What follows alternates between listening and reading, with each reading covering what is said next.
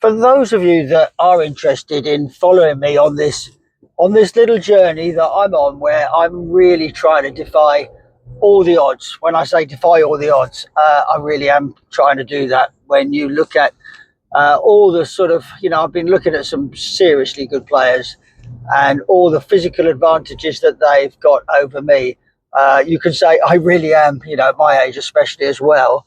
I really am trying to defy all the odds, which is a great sort of learning environment, because I'm having to push myself so much to reach this kind of level and be able to compete at that level.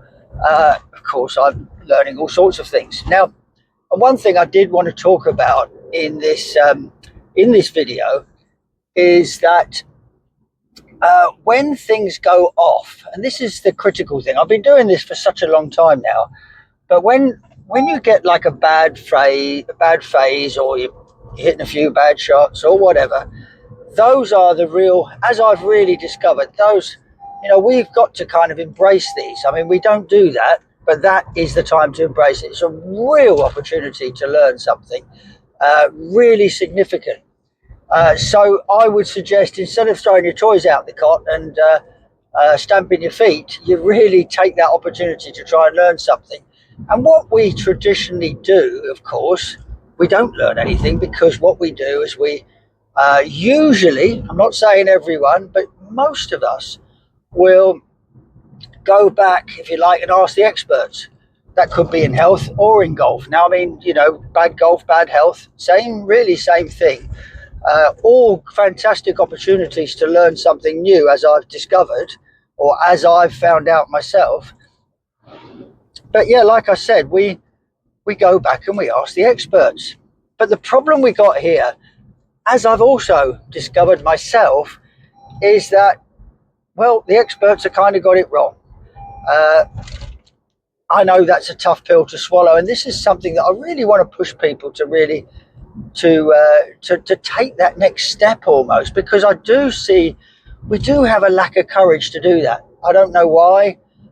Lack of curiosity, lack of courage, I think, is often to break that sort of indoctrination. Oh, I trust my doctor. Oh, I trust my golf pro. They're the experts.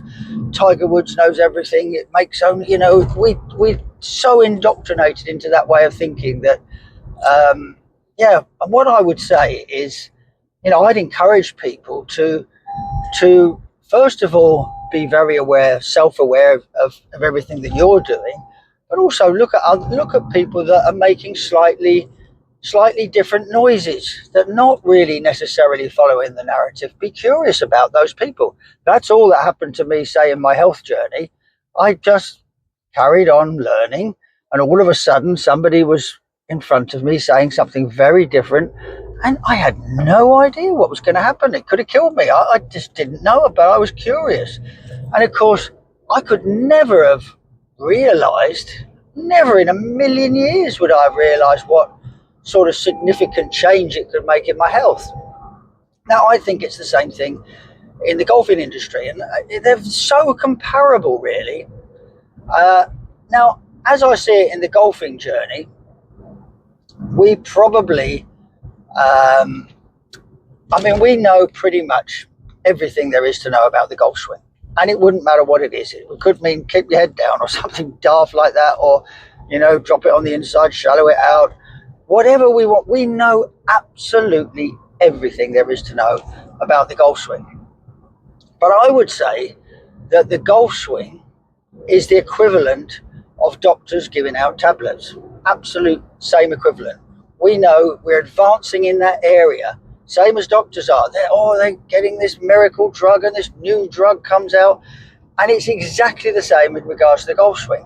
But of course, as I learned, both of those are in fact the road to nowhere. In other words, if we go to a doctor and we're getting drugs, we are getting seriously bad side effects, and we've never on that journey how to become healthy.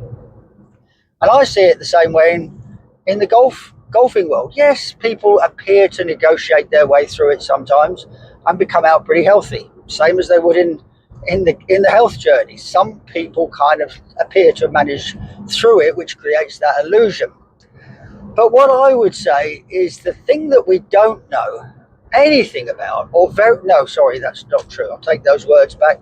We know plenty about, but not in the right kind of way, is the stance, the setup, the intention, even the understanding. I don't think we've really understood when things go wrong. How can it possibly be that we just stand there and we make a nice swing with a nice grip pressure? Instantly when we hit a bad shot, we're instantly at it. Oh, I moved ahead of it. I did this. I did that. We're instantly on the wrong, get on the wrong pathway straight away. I've been prone to that many a times. I know most golfers will be and are. And we're not trained. We're not, where we've got to become very aware is, and I learn this all the time, more than once, is the very, very subtle differences that we change something in the setup, and how such a subtle difference can have such a dramatic effect.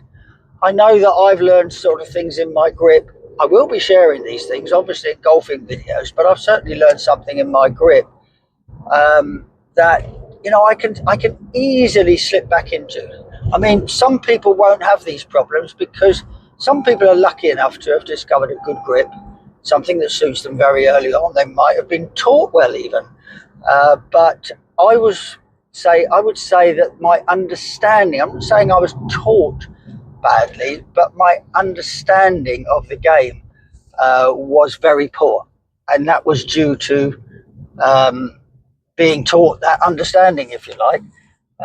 So yes, it was, that led me to a very poor set, a virtually unplayable grip, which I didn't know. I had no idea. I didn't have a stance or stance, aim, grip, anything that was compatible to my intention that was ever going to deliver the club head in any sort of efficient way. And of course, what happens in that situation, yes, we can play golf in any way we like. We can. No, I still managed to get down to scratch and all this. I still managed to qualify for my tour card, but it was so inefficient. And if you're certainly, and this is why I feel like I've learned so much, because when you're put in a situation under pressure, if you like, of the sort of the pressure of the tour, it's going to find you out, because there's so many demanding situations where you really have to know what you're doing. You really have to be able to deliver the club head extremely efficiently and accurately. And if you don't, it's catastrophe type situation. And of course, you've only got to go through enough of these catastrophes and the confidence will be drained away from you as fast as you can say Jack Robinson or whatever the expression is. It will. That's what happens. And once that happens, is, if you like, you can create a situation where your subconscious will start to give up. It starts to say, I don't trust this. This is not efficient enough for me. I can't possibly trust it. And so you start to tense up, if you like, trying to create a very simple way of explaining this. You tense up and you start to make some very uncoordinated, horrific movements, which could come out in oh no, you did this wrong, you did that wrong. But actually, in reality, that's what you hadn't learned to deliver the club in an efficient way. And my belief is we need to start learning about the stance, the setup, and the intention, and allowing things to develop naturally. Now that, to me, forget the swing.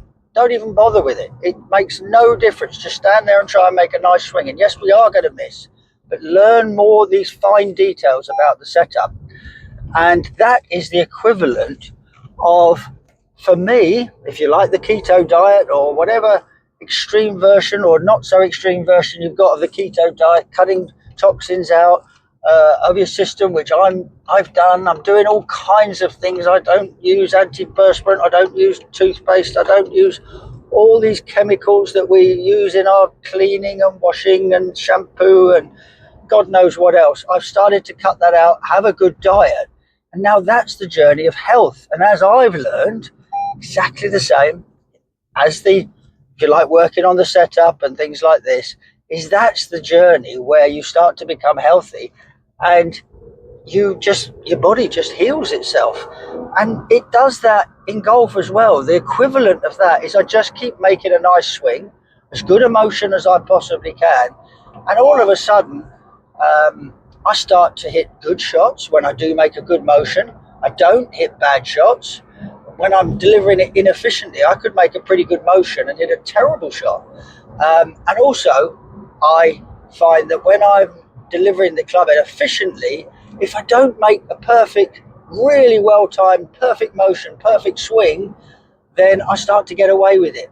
And of course, once, the more I get away with it, the more good shots I hit, the more chance I've got of trusting it in all kinds of different situations.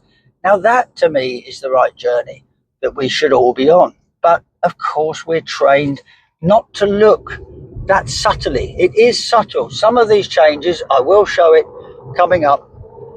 And of course, it's going to be personal. It has to be personal. You will see, just as you will see different golf swings on tour or amongst all the good players, you'll see different setups. You'll see all kinds because it has to be built around each individual. So that's it. As I said, the real message on this video is when things go bad, that is your biggest opportunity. But instead of looking back into the industry, back into the experts, that's the thing that keeps us going round and round, never getting anywhere.